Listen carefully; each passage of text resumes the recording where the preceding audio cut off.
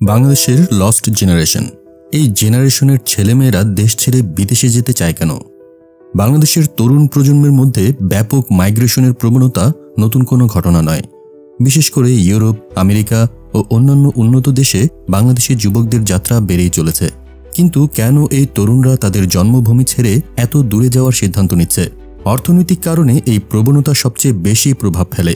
দেশের তরুণদের জন্য পর্যাপ্ত এবং মানসম্পন্ন চাকরির সুযোগ নেই। শিক্ষা ও দক্ষতার সঠিক মিল না থাকায় কাজ পাওয়া কঠিন হয়ে পড়েছে। অন্যদিকে উন্নত জীবনযাত্রার আকাঙ্ক্ষা, নিরাপত্তা এবং সামাজিক স্থিতিশীলতার সন্ধানে অনেকেই বিদেশের দিকে ঝুঁকছে।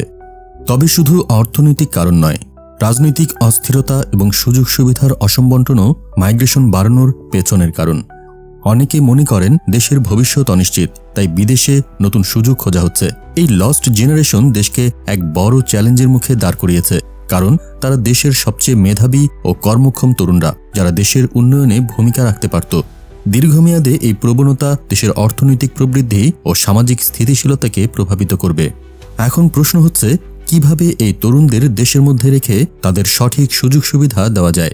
দেশের শিক্ষা ব্যবস্থা, কর্মসংস্থান নীতি এবং নিরাপত্তা নিশ্চিত করতে হবে, কারণ একটি দেশের ভবিষ্যৎ নির্ভর করে তার তরুণ প্রজন্মের উপর।